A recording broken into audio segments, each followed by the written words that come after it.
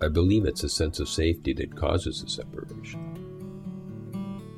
This sense of safety would be really where to look, because when we feel unsafe, then I think an automatic reaction is to search in ideas of what could be wrong. When what the could be safety is missing. compromised, you mean? When it feel that safety is compromised, the natural reaction is to search in ideas of what could be wrong and how could it be fixed. Right. And so then that's actual sense of compromised safety is what causes a separation. It causes the separation. Maybe as the primary cause. I'm not so sure. I don't know that. But I mean, that's what I would ask. I would wonder if they didn't come on together, they were just two sides of the same thing. So the feeling sense of compromised safety is also the feeling sense of separation. Almost as though... it is the separation, though. Yeah, it is, because the separation is like moving away from the moment. Right. So where do you move? You move into a thought. Yeah. So as the thought arises, then the separation is that. Exactly, yeah. Is that. Because like we say, okay, when we talk of separation as if it's a thing, or the belief in separation as it's a state, as if it's a state, okay, that person over there is believing in separation. They're in the state of separateness, But that's not true. Because separation comes up with each thought, and between thoughts it goes down again. Yes. It's lost. There is no separation. Mm. So there is no state. It's just an activity. Yes. Of separation, separating. Yeah. Or just like moving away from the moment, let's call it. Moving away with the attention. So this perceived separate one that actually doesn't exist, as you say, because it's only apparent in these little risings of a thought, and then it drops away. But then there's this, what I describe as an animation produced by the thoughts succeeding each other, and the less space there is between each thought, the more complete the animation becomes, and the more complete the illusion is. It's like how many frames per second, right? Yeah. Like, when you used to draw up on a pad of paper, you draw a bunch of pictures and then you flip through them. Yeah.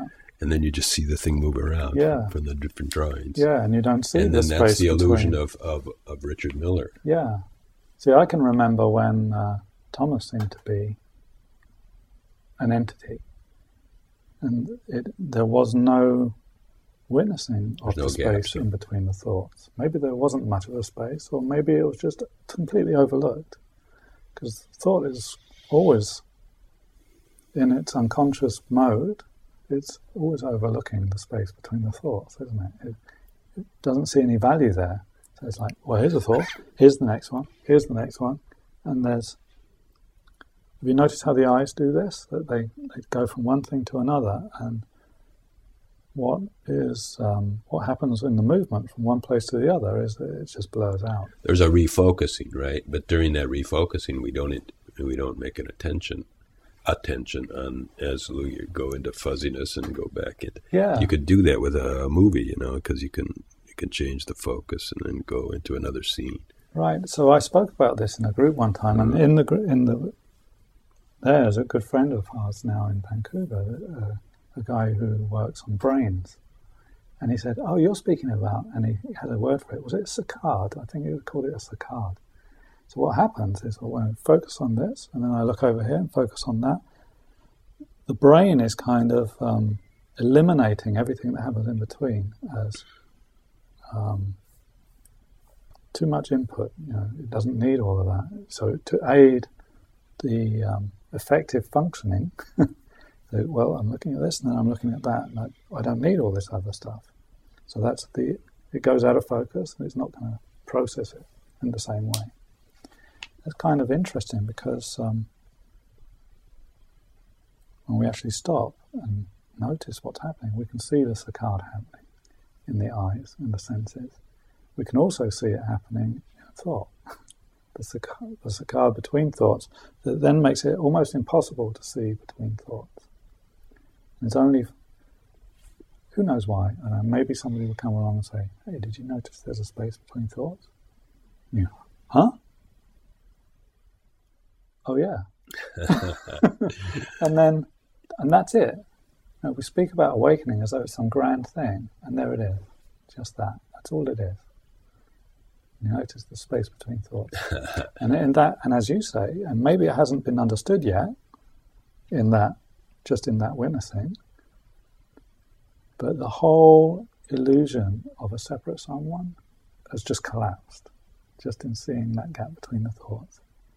Maybe we haven't even seen realized it really yet. clearly, right? No. Yeah, but something has recognized that Richard Miller is no longer a functioning entity. It's just something that arises that pops up every so often. Yeah, and so often people will say, "There's a problem with my awakening, because I'm still experiencing egoic things happening. I'm still experiencing Richard or Thomas. I'm still. It's great. Sometimes I'm just open, and then sometimes I'm, back in the illusion." It seems to me like, well, what's wrong with that? That's normal. That's what's happening to everyone. Well, near enough everyone. But isn't that entirely different from the old state, I can call it a state, of Thomas being there all the time, and there being a belief that the there was perfect somebody ignoring there all the time. of the other half of the equation. Yes, perfect ignoring. That's a good way to put it. I like that.